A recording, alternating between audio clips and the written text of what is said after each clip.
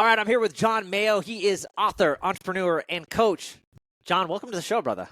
Yeah, thank you so much, Joel. Appreciate being here. Excited to jump into things with you, man. You got a great book known as Be Relentless. That's a popular title. I feel like I think like David Goggins, you hear a lot about this, but what I love about you is just we have a common thread, if you will, a common bond.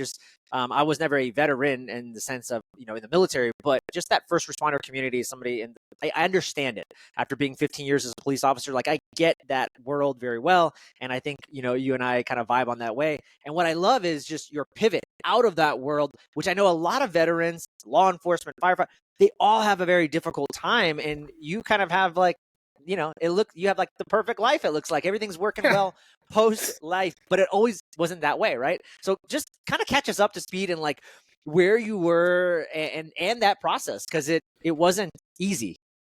No, nothing is easy. The things can be simple. And I think that there's a big difference between easiness and simplicity.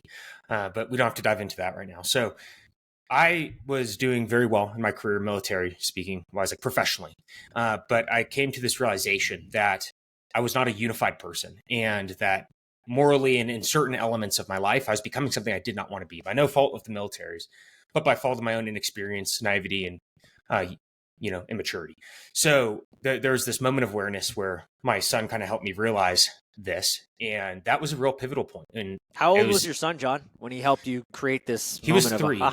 Three. He was 3, and he was having nightmares, like very dark by adult standards, incredibly dark nightmares consistently, like every night. And one night after those nightmares, I was kind of frustrated.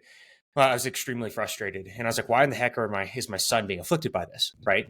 And I'm a person of faith, and in that moment, I kind of got this response. It's like, because you've abdicated your responsibility. That's why. And that was the moment for me. That was quite a catalyst, right? So I took that very seriously and began taking dramatic actions to change who I was holistically in every element of my life. And part of that was to choose to leave the military, because though I loved serving and though I was doing very well, I was gone 90+% of the time. And I realized that I had one shot over the next 15 years with my 4 sons. And I had one shot at making this marriage work. And that for me as an individual, I needed to choose. So I did. We got out, and that began, this journey of transition where a lot of veterans at least understand from the conversations I've had. It feels like once you, it kind of feels like you're piercing this veil getting out, right? Because it's hard to imagine what's on the other side. The military is an incredibly well-designed complex that has tons of purpose and drive and psychological elements to it that make you feel as part of something, even if you hate it. But then also, it makes it hard to understand like what life is like on the other side. And so just getting out is kind of fun. And typically the primary concern when you're getting out is providing, right? Like, how am I going to eat, or how am I going to provide for my family, depending on your circumstances? So that was it for the first, year leading up to getting out. For 6 months getting out, it was all focus on how do I take care of the 5 people I'm responsible for, right? But then something interesting began to happen. After 6 months, right, the dust kind of settles, you start to provide and, start to get into the rhythm with everything. And you start to feel the absence of the camaraderie, and you start to feel the absence of the purpose that comes with military or being a first responder as well. I know, like, that protect and serve, you're that line, right? Those elements are strong, and they can be defining. And I realized that I could either continue on what I call the default path and keep working out a little bit less, keep drinking a little bit more, and not really understand what I was pursuing at that point, despite having made huge life changes up to that point for a reason. Or I could get very uncomfortable and start really doing some work on understanding my motivations, who I am, what's broken, what needed mended, what I could do moving forward. And that work began about 6 to 9 months after getting out. And then, 3 years later, I finished the book, Be Relentless, that you just mentioned. And then a lot of things have happened across that journey. But that's it in a nutshell. Yeah. Okay. So when I'm curious, you get out of the military, and what was your game plan? Like, because I think that's a big thing. It's like, okay, I gotta have a plan B, right? Plan B, because again, you're providing for 5 people, so there needs to be this kind of security safety blanket that the military offered you. You're leaving that, and could be used for anybody if they're leaving a job and they're like, I'm gonna go start my own business or whatever. It's exciting, but it's terrifying. So what were you doing? Because then you said, well, actually, I didn't start doing the deep work till like 6 to 9 months after. I would have thought you did the deep work already and then left. So what were some of the steps that, what was your plan? What was your plan when you were getting out? Like, what were you going to do to provide? And then the other thing is, what took you so long? I'm surprised you didn't do the deep work already. So what was some of that deep work that you started doing that gave you that, this is what was missing. This was filling the void that the military didn't shine light on. I knew I felt empty at the military. I didn't know why. Now I know. Yeah, so there's a lot in there. So I'll do my best to do it in a manner that works. One, op tempo and capability. The deep work began with a huge decision, right? When I realized it took me about a month to reflect on what I had learned in that evening and kind of what I began to unpack from that evening. And that's when I ultimately made the decision. I was out at the National Training Center in California, and I called my wife after coming out of the box, which is like, one of the pinnacle training events you'll do in a year leading up to deployment. And I was like, hey, I think we need to go, right? So there was work along the way, but I don't think that the significant heavy lifting deep work started until later in that after 6 months, because Maslow's hierarchies, right? The first 4, that was priority. My priority, once I made the decision, it was, okay, make huge sweeping changes that change the trajectory, and then make sure we don't die before we get to the opportunity to do further growth, right? So once we determined to leave, I did begin doing work, but also there was a lot of work to do. So it took a lot of time, and in many ways still is in the process. But once the decision to leave was made, I still had all my responsibilities in the leadership positions that I held. I still had my responsibilities to do everything that I need to do. So the plan in getting out, one, depending on when you drop your packet to leave, the military is strange in that you can have quite a long runway to getting out. So I was over a year out when I dropped the packet and made it formally known that I was not staying. So that provided some time, but I still had a lot of work to do in my day job there, right? But then I partnered with a firm that helps transitioning veterans prepare for job interviews and things like that. So I began putting in the work to learn how to translate what I knew in militaries to the civilian population, and how to do that to like multiple industries. And that was really my focal point all the way to leaving. There was no safety net. There's no like A plus B equals C every time, right? So there's no guarantee that when you take risk, it's going to work out. And I didn't have an understanding of what I was going to do once out until sub 30 days of being out. And thankfully, I was able to be afforded the opportunity to pursue some of those things while in. And there's a lot of people who aren't. So there's just this matter of, once you make I had to make a decision that was right for my family and myself. My wife and I had to be in unity on that decision. And then after that, I had to figure it out while I went. And that's precisely what we did as far as the steps leading up in the plan, right? But I put in a lot of work. I put in hours a week, and the closer we got, the more work I put in to be prepared to excel when put in front of opportunities that could create provision on the outside. And ultimately, that's what happened, right? Went to a conference and was able to go through the motions there, entertained a couple offers, picked one to start with. And that's how we created the provision upon exit. It was just kind of following a step at a time, what you could see right in front of you, and putting in the work today. A fun way to look at it is holding fervently to the path for forward progress, but holding loosely to the outcome. I didn't need to have the outcome defined. I just needed to know what work was to be done in front of me. And then that produced at least an anti-panic response, right? Because I knew what to do with my hands in the moment. Yeah. So that makes sense, because when I think of especially just military police, mission, it's very mission oriented, and you have that PACE plan. What's your primary plan? What's your tertiary plan, contingency plan, emergency plan? All of that. So it's just funny. When part of me was like, did he not have a plan? Like, it sounds like you kind of, we'll just go with it. But no, you there was some calculated steps. What advice do you give? Just like, what's one big piece of advice you would tell to the veterans and the people leaving? That I'm sure there's a lot like you, but then, like you said, it's a big jump. It's a big risk. When you go from being told what to do show up at this time, do this, do your job, like that's a good day's work. And then all of a sudden you're your own freaking boss, maybe if you're becoming an entrepreneur out of the gates. That's a big shift mentally. The mindset shift is different. Going from a 9 to 5, punching the clock, to I'm the CEO of my life. That's a huge shift. What have you learned, and what would you pass on to others? Like, you got to understand this first. I think that's all a working hypothesis. This is an experiment we're working in, first of all, and then second, it's just like there's only so much value in over planning. It's not good to waste leadership capacity or energy on the unknown. So I could have made some crazy plan. I was a planner. I did battalion and brigade level planning and operations and fires coordination. So like I knew how to do that. I knew MD&P. I knew all that stuff. But there's a point where it's like you understand with the PACE plan and all those other things. The approach I've taken to simplify it even more, like kind of mid-stride here, is make a plan that's simple enough to be effective, but resilient enough to adjust and respond to circumstances well.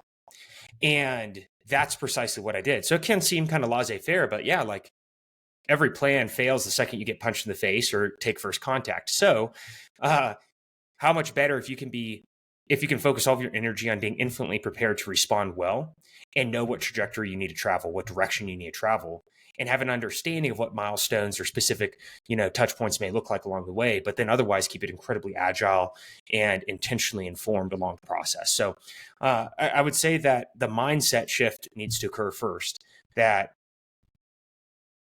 it's going to be a lot of unknown, and accepting that, right? Because one way we could look at it is situations aren't stressful. Situations aren't good or bad, right? Same with emotions. We assign the meaning to them. So what typically makes a situation feel stressful is that we've misinterpreted what that situation should be. And therefore, our response to it is not in line with our expectation. So I'd say if someone's going to be looking at getting out, change your expectations to a lot of unknown and see if you can accept like this lens of radical curiosity, because if you can become curious about it, it changes it from this negative stressfulness to this, that's interesting and wild, and I had no idea, and let me explore it, right?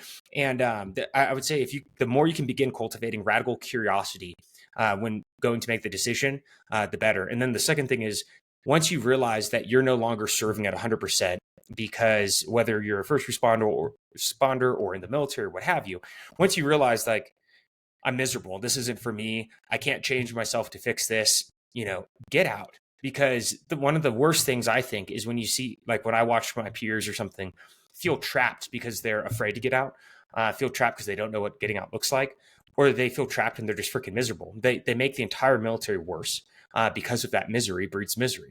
And they aren't enjoying their life. So it's like, once you realize that you're not serving out of love anymore and out of duty, bear up under the weight and make the decision to do something so that you can continue to serve where you are serving from love, where you are serving from duty and responsibility to create value and to build a stronger family and community. Because when you're serving and you're able to do that in those organizations, good, right? But the second that changes and you realize that you can't course correct back, it's time to go, regardless of how uncomfortable it makes you.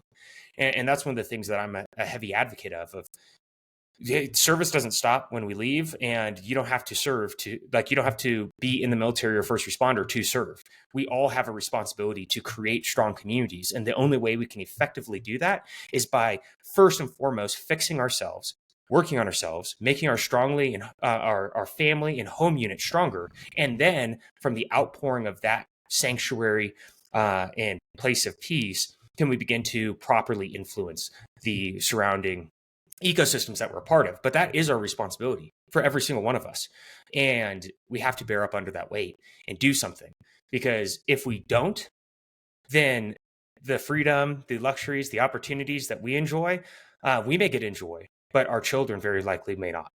And that's actually one of the primary driving things from that moment of awareness to now is I'm concerned that if we don't take deliberate, intentional action daily, with ourselves, in our homes, in our communities, that our children will not have the opportunity born of freedom that we've experienced and enjoyed for generations in this country.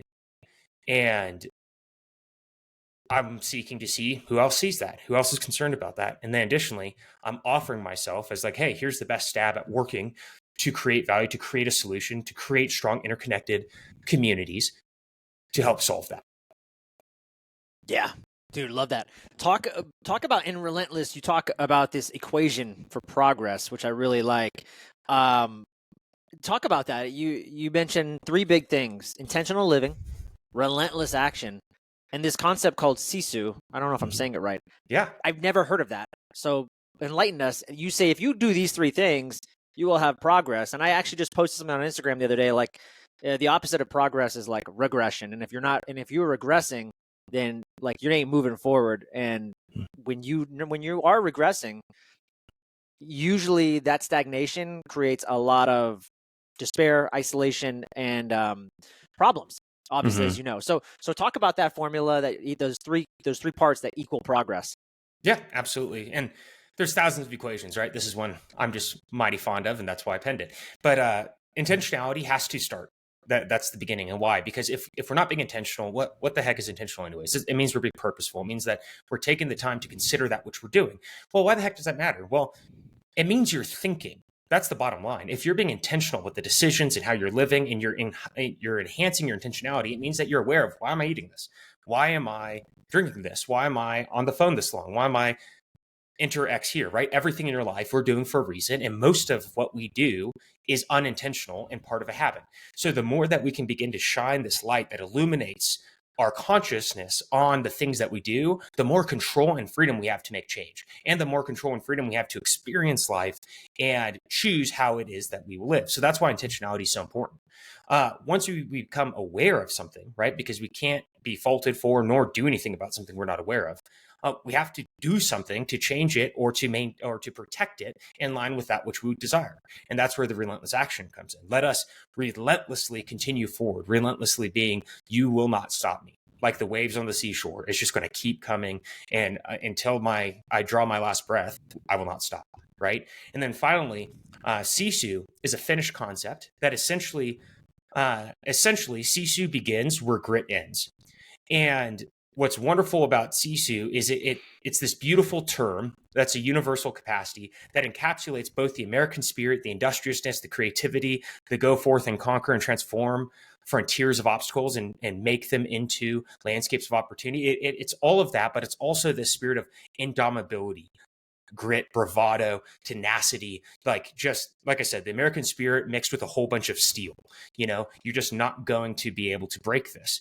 And that has to be cultivated. And how? Well, you have to be intentional. You have to take relentless action. And part of that relentless action must be aimed at doing really hard things that make you indomitable, that make you tough, have grit, have merit, tenacity, all those things being Sisu.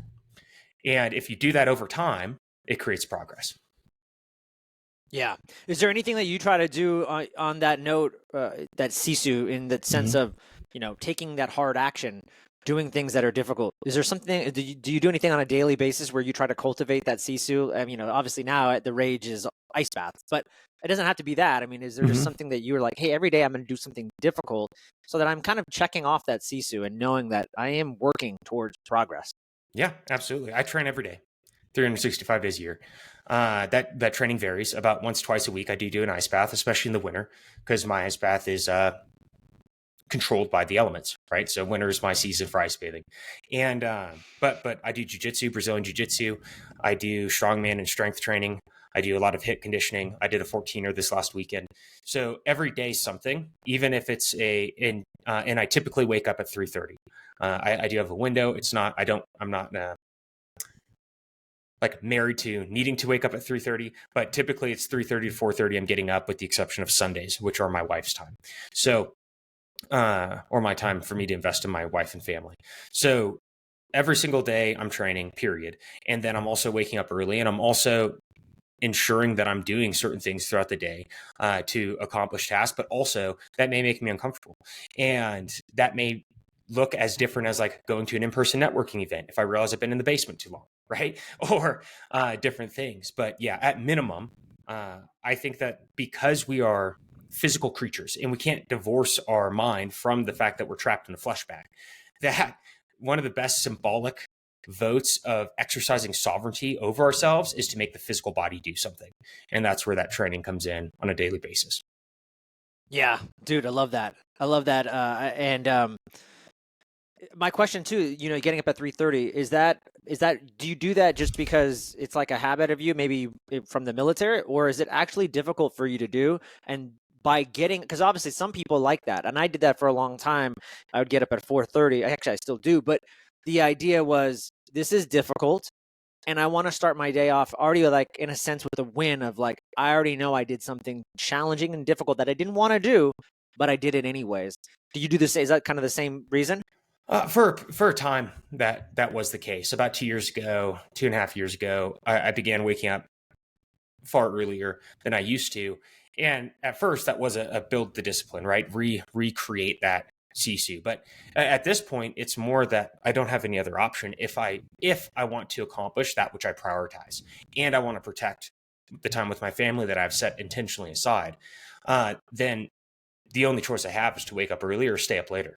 And I prefer to wake up early and get after it. Right. So at this point, I would say it absolutely started like that. I remember waking up at 4:30 was like, ugh, when I started this intentional pursuit a few years ago. I was like, oh man, I don't want to do this. And now 3:30 is pretty good. I experimented with 2:30 for a while. I don't advise that. I hated it. It was terrible. And I saw no benefit, and I started to see diminishing returns. So I adjusted back to 3:30.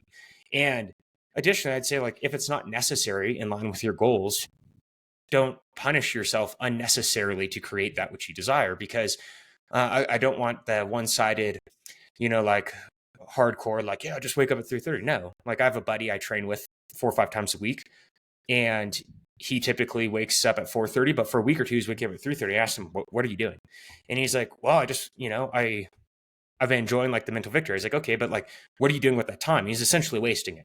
And I was like, well, dude, sleep, be with your wife, wake up for something. And that's one of the best things I can advocate now is all these goals, right? Like it's okay to start by wanting just to cultivate discipline for discipline's sake, because without that, you're screwed. But once you've cultivated discipline for discipline's sake, you now have the capacity to pursue the creation of something. So create and allow that pursuit to drive you and to fill that time that you would otherwise be investing it elsewhere. Yeah, great stuff. And it's funny. I think I went through the same transition, by the way. I was waking up at 4:30, and then I started waking up at 5:30, because I'm like, am I really being more productive? I wanted to ask myself that. And now I've come back to the 4:30 time, and it actually feels effortless. I don't feel like I don't wake up at 4:30 now thinking like, oh yeah, I'm a badass. Like I did that. Like it's just kind of a thing I do now. And I do it because, like you said, I feel more productive. I get more done before the kids get up, and then it allows me more time to end the day earlier and be with them. So it has nothing to do with like, look at me, Jocko, 4:30, checking my time, and by the way, that's great that Jocko does that. I think he motivates a lot of people. So anyways, also in the book, you talk about time. And this is a big concept that comes up with a lot of first responders and men that I coach. Work-life balance. Joel, how do I get more work-life balance? And you have this beautiful quote in the book that I love, and by Latsu, and he says, "I don't have time," is like saying, "I don't want to." Time is a created thing. I freaking love that. Talk about your experience with time and priorities, and how you, I think, kind of came to the same realization. When people say, I don't have time, or how do I balance work-life balance with the family and work? What do you say to them? All right. So first of all, I'd say that when you say that you don't have time or you're busy, you're taking the weak shortcut, and you're not taking responsibility for the decisions you're making. So let that sink in, right? Really think about that. Because if I tell my buddy, hey, bud, I'm not prioritizing going to this party. I'm not prioritizing going to do X with you today, which is what I tell my friends. You can call them and ask them, like, hey, this is not going to be a priority. I love you, though. That takes a lot more discomfort for me to say than, hey, man, I'm busy. They know I'm busy. They know that I'm very intentional with my time. But I take the ownership of saying like, hey, I love you. Can we do this instead? Or let's look forward to this instead, because at this time, I'm not going to prioritize that, because these things are where I need to spend my time. And what's amazing is now the friend group that I'm close with, my inner circle, they use the same language. Hey, do you guys want to do this? Hey, man, it happened this last weekend before going on the 14er. I was talking to a buddy, and I was like, hey, how about if I came up tonight and we could hang out? And he's like, hey, I'm not going to prioritize that. I'm investing in my wife tonight. We have a date. And I said, fantastic, right? Beautiful. Like I loved it. It made me so happy. And so on the prioritization thing and on the time thing, I'd say just take more ownership of your life and realize that's not that you're busy. It's that you're being undisciplined. It's that you're not looking at your time with intention. You're not, and you're not comfortable enough or willing to be uncomfortable enough to state the truth, which is if you really cared, you'd be there. If you, and care is not the right word. If you really wanted to be there, you'd be there. If it was a priority, you would be. So even at least at minimum in your own mind, say, is this a priority? Because that will help you to better understand how you're spending your time. And then the second piece on balance, I think balance is a lie and crap. There's no work-life balance. There's just you and there's just life, period.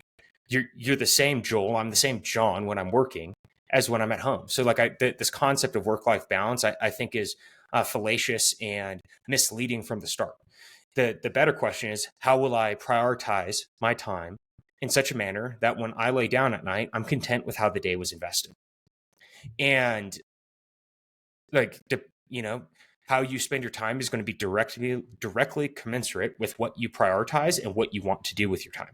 So there's a lot of work to do and there's a billion scenarios on how that can play out. But this idea of like, how do I get more work-life balance? Stop. You're already pursuing something that's broken and not true. So stop. And the two, well, I'm busy. Okay, stop once again. And take some time to look in the mirror and begin exercising some ownership of your bloody life, because the freedom is yours. This is good news, right? It may sound a little harsh or pointed, but the truth of the matter is it's good news. If you were just so busy that you couldn't make adjustments and couldn't make changes, if you couldn't rectify the fact that there is no work-life balance, it's just you and it's just life, then you might as well go off yourself because you're a victim and helpless and there's nothing you can do. You're just except go through the motions until you die.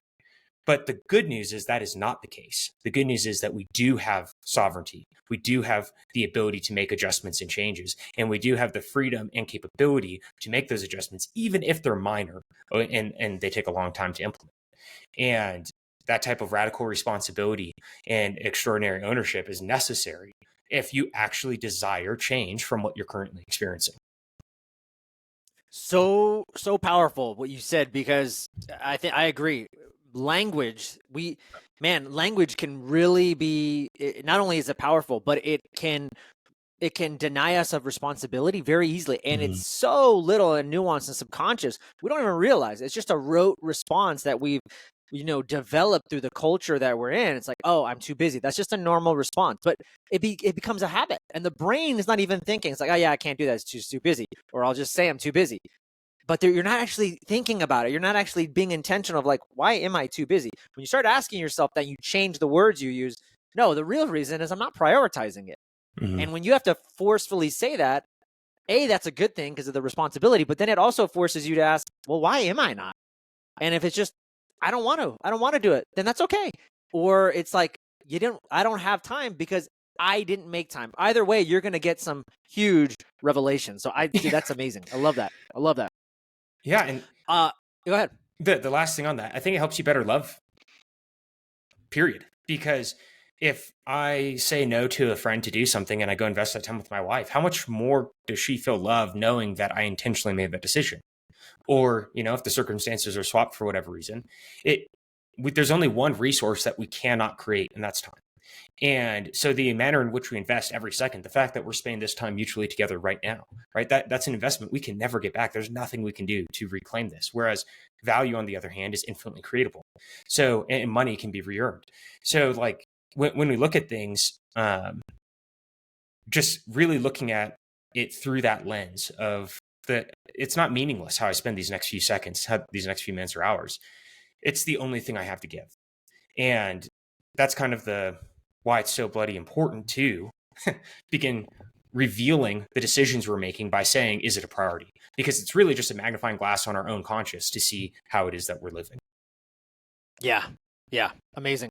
In your book, Relentless, the title, it says, if obstacles is the way, then we must be Waymakers. You've got this amazing community that you've created, and it's really expanding and growing rapidly. Talk about the Waymaker community and what you're really excited about. Yeah, absolutely. So I'm very excited about the Waymaker community. It started last Monday, so we're just over a week in. It's taken a long time to get to this point, and everything that I do is kind of pointing at this one idea of the subtitle you just read, and also this idea that I alluded to earlier on how can we create the future we desire today, right? How can we begin safeguarding the future we desire today? And the Waymaker community is an invitation for people to fellowship and walk together in their pursuit of their ideals and their best form of self. And it has two primary objectives. First, the Waymaker community works to empower Americans to pursue significance, create immense value, and build strong communities. And second, a personal passion topic within that is it works to equip veterans to reclaim their purpose post-service, define their second mission, because that falls to them, and then pursue it and succeed in pursuing it. And then I'll do a little teaser here. Something I'm working on as well with my team is how do we really call out fathers in this also? Because we hit the individual and the American, we hit the veteran, but like such a core element and one of the catalyzing starting points for all of this for me is the beautiful responsibility of fatherhood and how our children actually give us the opportunity to lead better lives, and they're not an encumbrance. That's more an immature mentality. So working on how to feather that in. So that's a special Joel Evans sneak peek only type of idea there. But yeah, Nice. that's a community in a nutshell. Okay, you said a lot there, just so you know, and I'll be honest. It sounds too good to be true. It's like, oh, and then we're gonna empower them, and then they're gonna, be better veterans and better dads and better businessmen. Okay, that sounds great, John. How though? Like, how are you doing this? How are you creating this transformation in this community? Absolutely. So first, no one's coming to save you. It always has been, always will be 100% on you. So get to work. And this is not a freaking charity. It's not a nonprofit. If you have an entitlement mentality where you think that you should get something, we're not for you, period. This is for those who realize that if they don't make a change or if they don't start paying forward, that their life is not going to be what it could be. And that scares them, right? So what's cool about it is there's a couple tiers, and I'll just focus on the two most important ones. One, the open source community. Everything that we're talking about, I give away for free. My book, I just dropped to the lowest possible price on Amazon for the digital version so that anyone can have the book without a barrier to entry of cost. Unfortunately, it's like the lowest they will let you go is $2.99. So I dropped it to $2.99. I was hoping to make it $1 free. But everything there is given freely away because I believe so heavily in the mission and in the purpose that we're working to do. I don't want cost to be something that's barrier to entry. So the open source community is the invitation to come in, learn all that stuff, gain access to it, and go freely forth and apply it in your own life. And then the other end of the spectrum is the Waymaker membership, which is, obviously the top tier in the Waymaker community. And in addition to Sophia AI, which is part of the Waymaker AI projects that I've been doing, in addition to some discounts over at the Universal Learning Approach and a bunch of other cool things, the primary function that comes with the Waymaker community is that you will gain access to your own Forge cohort. And the Forge is a small group of men, 5 to 9, that goes through daily community together. You have to contribute every day to the group that you're in. And I won't go into all the details here just for the sake of time for us, but it's meant to go with the fluctuations of life from you're walking through hell to you're hard charging the peak of a mountain, right?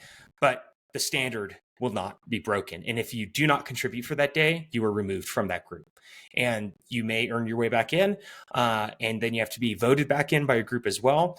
Or you can try another Forge, depending on the circumstances, should that not work out. But those small groups, that intentional community, that investment in getting to know one another, and that investment in self to take daily action and vote towards who it is you want to become has been the catalyzing factor in the changes that we're seeing made in the lives of those who are participating in this. And what's beautiful about it, once again, is there's no cure, there's no magic, there's no magic switch or any of that jazz. No, it's just very simple and unsexy in that you have to put in the work and you don't have to do it alone. And that invitation to not be alone and that invitation to a framework to help do the work more effectively is what's been very effective in doing precisely that. But to be very clear, the work will always start with the self, because until we put ourselves in order and then begin serving concentric circles outward into our family and communities, it's going to be like building a house on a bad foundation. So wherever you are on your journey, whether you're someone who wants to pay forward because you've done this work, or whether you are someone who is like right at the start, this community affords different options to participate so that we can do that work together and be very intentional on how it is we're creating and shaping the future for the next generation and for the rest of our lives. The people that join in the membership, the paid membership, is there a course or something that's kind of created as well that they have access, like some type of mini course? And then also, do they have like coaching or like, are you kind of like leading coaching sessions and workshops on a weekly, monthly basis? I'm just trying to also kind of, imagine myself in this forge. Yep. So building a series of podcasts to help kind of be like the ramp for understanding, right? Something that's also critical for folks. It's not mandatory, but and it's one of the reasons I made the book as cheap as I could, is reading the book is going to explain the operating philosophy, the kind of the approach mentally to a lot of the work that we're doing. So there are a lot of resources. There's also a handbook for it. There's a lot of things that have already been created and are available today to help prime the pump, if you will, for what it is we're doing. And then over time, there's aggressive goals for, courses, facilitated coaching, group coaching, things like that, that will be created over time. It's just not manifested yet. One thing that I'm incredibly particular about, because the buck stops with me on all this, is who our facilitators are for each group. We don't have group leaders, we have group facilitators. And that's because each group is a fellowship of free men. And those facilitators are personally selected from those who want to participate, right? And then we do go through a weekly and bi-weekly meeting to see what are the friction points, what are the things that we're seeing that can be overcome, where are the strongs, where are the wins, right? So that we can continue to move forward and grow together and also learn. And one of the things that we just implemented 2 weeks ago was we got feedback from a community member, and there's opportunity from any level in the community to provide feedback, ask questions, provide recommendations, because a lot of this is being done in a model that is non-centralized, so that though it's supplied with resources from a centralized sphere, it does not require any centralization to prosper. And one of the feedbacks we got is like, hey, what if we did a very intentional one-on-one call once a week with one member in the group to facilitate further connection, relationship building, and like help make the group stronger? We've since implemented that. Not only ongoing is every member expected to have a one-on-one with someone else in the group, and that could be 10, 15 minutes, right? It doesn't have to be crazy. But not only is that the expectation, but when a new forge is lit and started, everyone in the group is expected within the first 10 days to have intentionally pursued everyone else in the group for those one-on-ones to kind of help catalyze and launch it. And then there's intentional exercise that are injected at certain timelines to help the group go from forming to performing, right? Going on the 4 stages of forming, norming, storming. Forming, storming, norming, and performing, right? There's very intentional designed elements to help take a group of strangers objectively and make them close to the point that they're sharing vulnerable elements of their life and navigating that together. So cool. Love it. It's Love a social. May I have one more thing, Joe, on that? Yeah, please. It is a social experiment. I want to be very clear because I'm speaking with a lot of passion and confidence right now. And I am confident and passionate about this. But this is an invitation to a form of a social experiment I've not seen replicated anywhere else. I've taken a lot of, I've done a lot of market research on different groups, different things. This is oddly unique in that it is so reliant on the community to succeed. And that is done very intentionally. And I'm happy to, if I see indicators that it has become perverted or is failing in a manner that is uncorrectable, I will shut it down. And that's something I have the freedom to do. But also with that is the true beauty of the invitation of like, hey, this is not being done unintentionally. This is not being done without knowledgeable resources like research and everything else, but it is a movement to contact, social experiment, hypothesis testing type of pursuit. Join us and let's see how successful we can make it together. And that's a really important element of this, of like, hey, like it sounds too good to be true. No, well, the intentions are that. The intentions are so pure.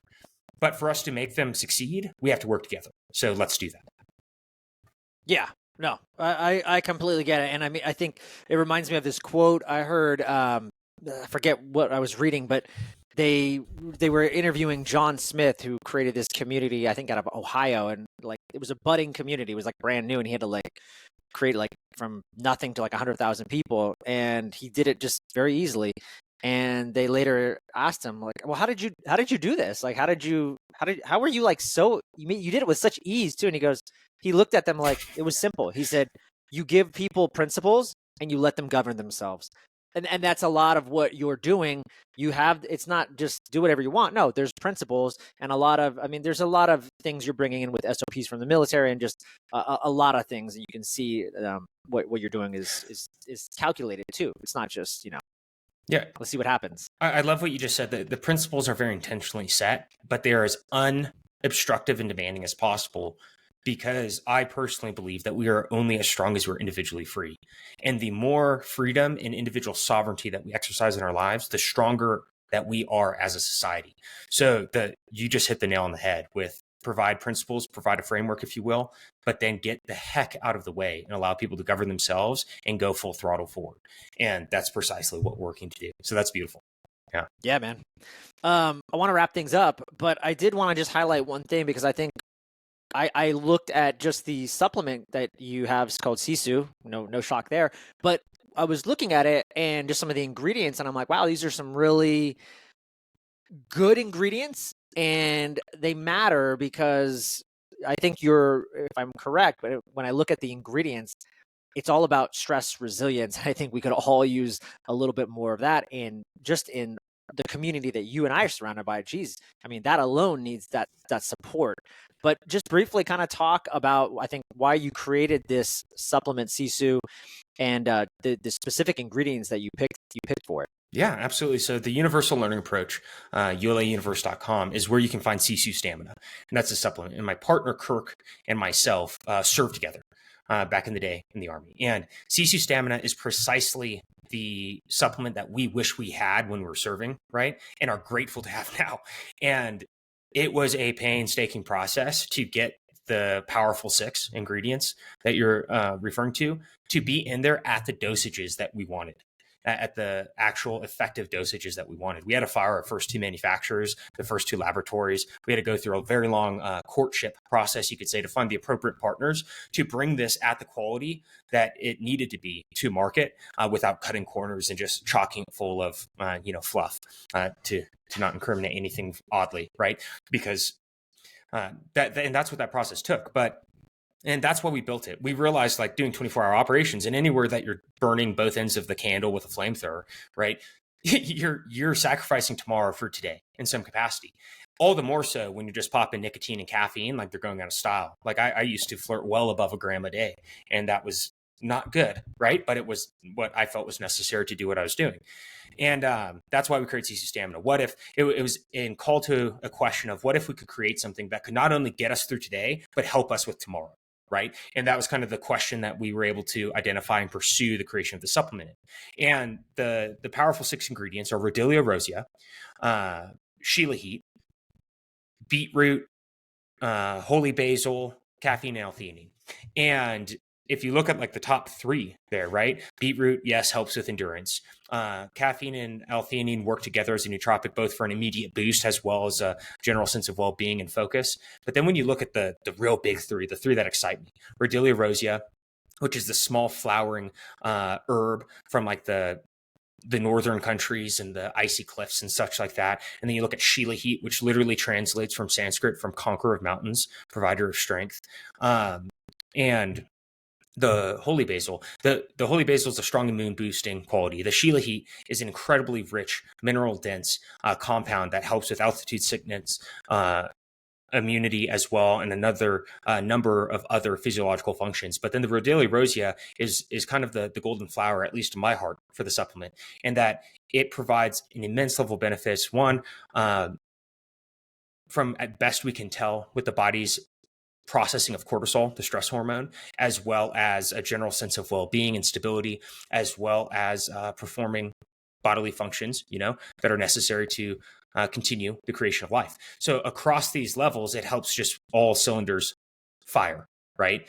And what's neat about the supplement is not only do you get the immediate boost, clarity of thought, and general feeling of well-being when you take Sisu Stamina, but after 14 days of sustained use, you begin to experience the compounding benefits of the rhodiola rosea and Shilajit because they've built up to the minimal levels needed in your body to really provide a benefit. So that's some of the cool. That's amazing, man. That is very, very cool. Man, excited for everything that you're doing and then everything that you're up to. Man, such a great episode. Go ahead and I want to wrap things up, but just go ahead and kind of tell everybody where they can find you, where they can learn more about you, where they can find Sisu Stamina on all these products, and just everything you're up to, the Waymaker community, everything that you're up to and that you're doing.